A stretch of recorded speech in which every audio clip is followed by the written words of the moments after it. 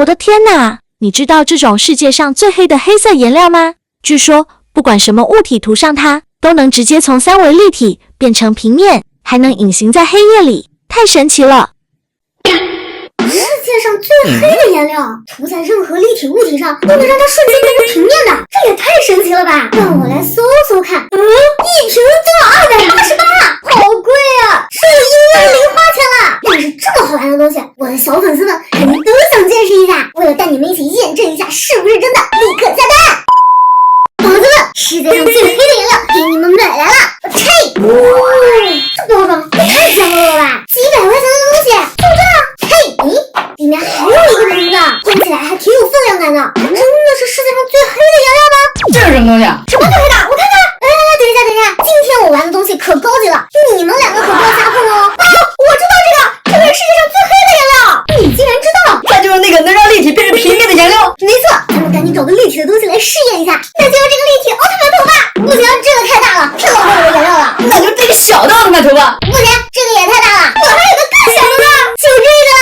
咱们先挤点颜料出来，不能挤多了，这可贵了。怎么感觉这颜料像水一样，好稀啊！先刷在奥特曼的左半边脸上。这也太稀了吧，根本刷不上啊！这该怎么办啊？笨蛋，使用前咱们得摇晃一下。就是啊。那让我来给它晃一下。好了，咱们还是直接把刷子戳到瓶子里去用吧，这一下感觉浓稠多了。给它均匀的涂抹上。哎呀妈呀，不让我涂成这样了！你这种行不行啊？不行就让我来。不行，谁说我不行啊？继续涂。好了，这个奥特曼的半张脸我已经全部给它涂黑了。噔，怎么样啊？它不就是变黑了点吗？这跟普通的黑颜料有什么区别啊？为了验证它跟普通的黑颜料有什么区别，咱们给它另外半张脸涂上黑色丙烯颜料。大家看好啦，这是咱们平时用的黑色丙烯颜料，也就是普通的颜料。现在来涂在另外半张脸上，我涂，这么看起来好像也挺黑的啊。另外半张脸也涂好了，来给大家看一下它们的区别。右边好像更立体一点。对，左边感觉很平面。小伙伴们，你们看出来它们的区别了吗？想必大家已经发现了，为什么这瓶世界上最黑的颜料能让3D 的变成平面的？其实啊，它的原理非常简单，因为这款黑色颜料吸收光线，当物体没有了明暗对比，它的立体感自然就消失了。我突然有了一个大胆的想法，要是把它涂在皮肤上，晚上出门是不是就可以隐形了？说干就干，今天咱们3个就要来挑战做隐形人。为了不伤害我的皮肤，我给我的脸做了个打底。你也太白了吧！现在要给我的脸上颜料了，想想都有点小激动呢。小伙伴们，期待一下我的华丽变身吧！听说这款黑色粉底液的真遐想的很好，接下来我们就要上脸试试喽。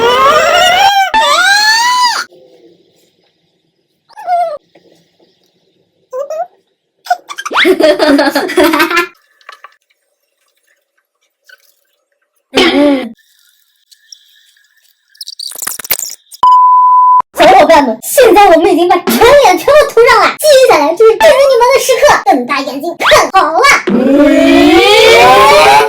现在你们还能认出来我是谁吗？我自己都认不出来我是谁了，我妈都认不出来我是谁了。现在我们3个要出门试验一下，看我们在黑夜中能不能隐形。我感觉我穿了这身黑色的衣服，我等一下在黑夜中基本就是隐形的。接下来请欣赏人类社死天花板。哎呦我的妈！你别笑！哦呦，这个东西贼得很。爸妈，我也拿牌来。今天你就见到了。大红狗！哦呦，这个东西贼得很。